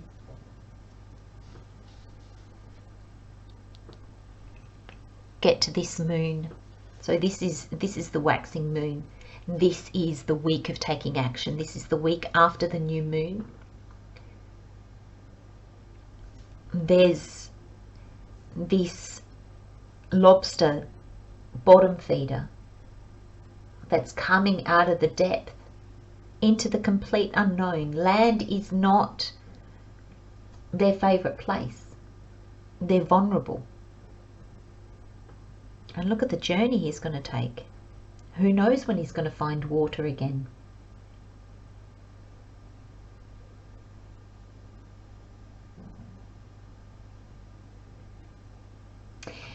This new moon, pole number 4, is going to really highlight how all your dreams and goals have either been centered around somebody else's dreams and goals that you've had for an eternity that just no longer fuel you, or how your dreams and goals are made around a fear of change, a fear of moving forward, a fear of seeing reality, your reality as it is now. Spirit just said to me, pole number 4, how do you hold yourself back? We all have a dialogue in our head that tells us, I can't do this because this and that. So it would be like, oh, I would change jobs, but I won't find a job that pays me this well, so I'm just going to stay where I am. I would move to this suburb or state or this environment that I'd really love to be in, but I don't have the money, so I'm going to stay where I am. There's this sense of there is something calling you and you can feel it, but you've got all these reasons. And Spirit's saying to me, now they can be founded, like they can be fears that are founded, like, not having enough money and things like that. But it's almost like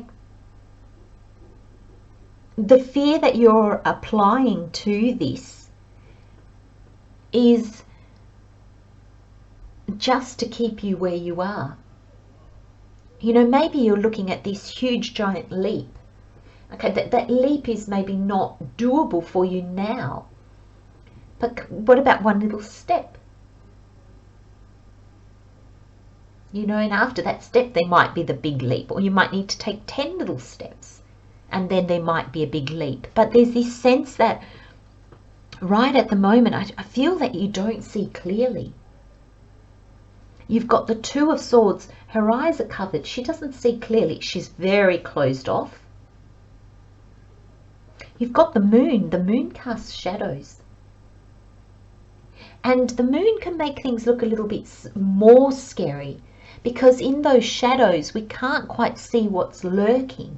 So the Moon does bring up our fears, because, the Sun illuminates every aspect of our path, so we can see clearly, whereas the Moon, there are shadows. Are they pitfalls? They don't have to be, but we can't see clearly. Therefore, we're more on high alert, and our fears are more, they come to the surface a bit more. They challenge us a bit more. And you've got the 5 of Pentacles here, and these people are so used to what has transpired before that they don't see this church where they could go in, get warmth, fed, helped, healed, and they're literally walking around it, and they never see it because they're not worthy. This is our lot in life.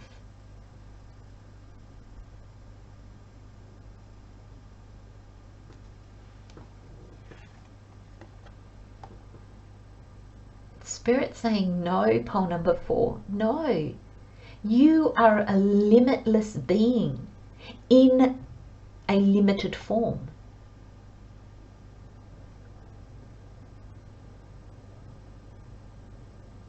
And we tap into both. That's how we come into alignment. But it's almost like all you are is the limited form, and you're forgetting this unlimited potential that resides within you. I feel, pole number 4, there's a sense here that you feel, and I've been there before, so there is absolutely no judgment here. There's a lot of compassion, because I've been through the journey, and when we awaken and we learn our lessons, sometimes we go through them quite a few times. So I think we can all say we've been here quite a few times, and it is painful. But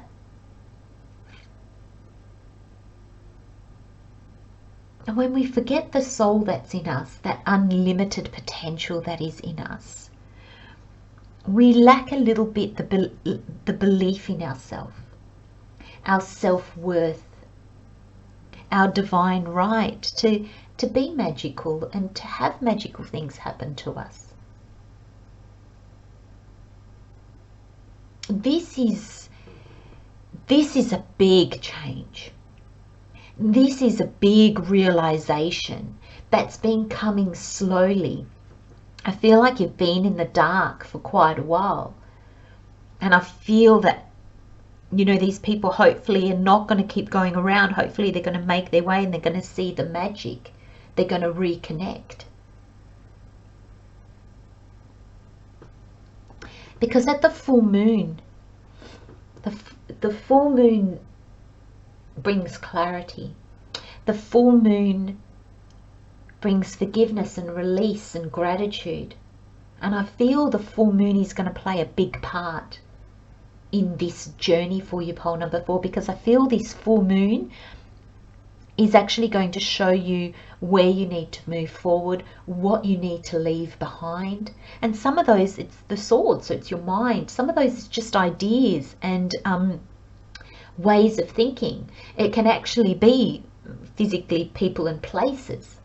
I feel because there's people here in the boat with you, I feel that you're not leaving everything behind. I don't feel this is a complete change of all your life. I feel it's aspects of you and an aspect of your life, or a couple of aspects of your life.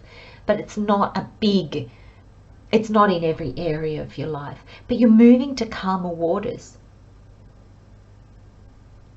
And I feel this, at this full moon, I feel you're going to get clarity on how to move out of this space of the 5 of Pentacles. Of how to move out of this space of, this is all I deserve. This is my life. This is my bed, and now I have to sleep in it. Now, for those of you that have followed me for a bit, I hate that saying. I wish I could, if I had a magic wand, I would take that saying and it would disappear, and it's like we never have heard of it ever in, nobody would ever know it, because it is, oh, it gets me so fired up, it gets me so cross, because it's like you've made your bed and now you lie in it. No, you've made your bed. If it's not comfortable, get out of bed and make it again. Get out. You know, they say that, I'm not sure if that's stupidity, but let's say it's stupidity. Stupidity is doing the same thing over and over again and expecting different results. Now, pole number 4, I'm not calling you stupid. Though we have all been stupid. You know, oh my gosh, I've been here.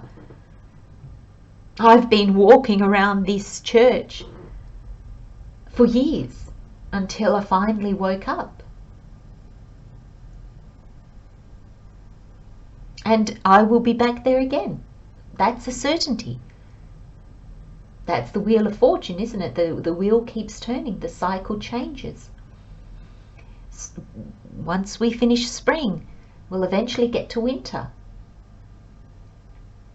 You know, so it's that turning, you know, it's almost like it's funny, I just got this image of a tree, and it's like the tree in spring says, right, I'm gonna put the best foliage on that I can. I'm gonna make myself so stunning that come winter, come autumn, Spirit won't be able to take my leaves away, because it's just going to be showstopper. I'm just going to hold on to them. Come autumn, the leaves are going to fall. It doesn't matter how much effort the tree put in. That's where you're at. I feel pole number 4, you've put in effort. There's been effort.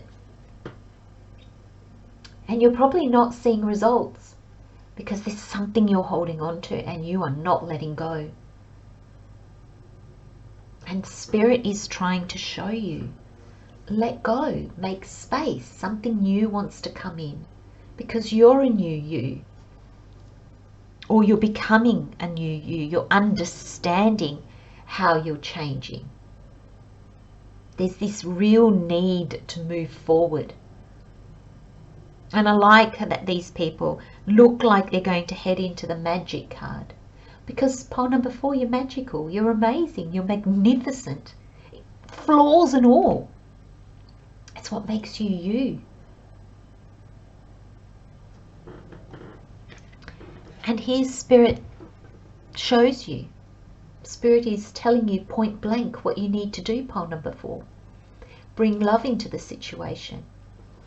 I love the image, this new moon in Aquarius. At this new moon, throw out what no longer serves you. Now, she's not throwing out the flask, the water jug, she's holding on to that quite firmly and carefully. She's spilling out everything that's in it that's of no longer value. So it shows me she's not throwing out the baby with the bathwater. There are still things in your life to nurture, to watch grow. That's why I was saying earlier, it's not all aspects of your life, it's not your whole life that is being thrown out. Though some of you, I feel you might feel that, it's not at all. Some things will deepen, some things will mature and grow and evolve and expand, and other things you will walk away from. When you make your new moon wishes, don't do it from a place of fear, of your blockages, of where you're closed off. Do it from a place of true openness and love. Love, first and foremost, pole number 4, for you. And I love this energy, a time to give rather than take, new moon in Virgo. And I feel this is the healing energy. You give to you, you have more to give to others. You give more, even more to yourself, you'll have even more to give to others. When you give to yourself, pole number 4, you'll realize who you no longer want to give to, who you can no longer give to. You gain better understandings of yourself and what you want. You'll give from a place of love, not from a place of fear or I have to.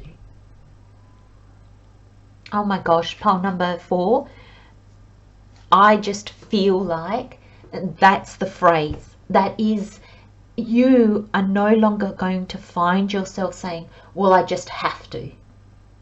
No. You're going to start saying, you know what, I really don't want to, so no, sorry, I can't. Or you're going to say, you know what, I'd really love to. And slowly, but definitely surely, Spirit is guiding you to re-find the magic in you. Gosh, when we rekindle that magic in ourselves, and when I say we rekindle, it's not that it ever disappears. Like I said earlier, it's that we bury it. It's kind of like throwing sand on a fire. You know, you throw too much sand and it's going to put the fire out. So there's this sense of the more sand you can take away. I mean, I know in a literal fire you can't take the sand away and make the flame come back, but it's just an analogy. You know, when you start to peel back what you have been doing because of a sense of duty, and you really tap into what's good for you now, what can you do out of love, not duty, this magic is going to sprout in you. This magic is just, it's a journey to get there, pole number 4, but Olympus and magic, you're just not going to recognize yourself at the end of this. The freedom that you are going to feel, the energy, because when we do things out of duty, gee, it saps our energy. You're going to have energy to burn. You're going to have desire and passion. And that's how Spirit wants us to lead our life. Not always in that energy. We can't always be in that energy. But that's what fuels us forward to another growth spurt. And then we go through this energy. And then we rekindle everything and the fire flares up and we go through another growth spurt. That's all it is, pole number 4. So please don't be alarmed. Please don't feel disconnected. You're not at all. Spirit's asking you to reconnect, and first and foremost with yourself, because the minute you feel the magic, that's your connection with Spirit. I'm going to leave you with those messages, my friends. Love, light, and blessings for you, pole number 4. My heart goes out to you, and so does so much healing energy. Take good care of yourselves, and I'll see you next time. Bye-bye.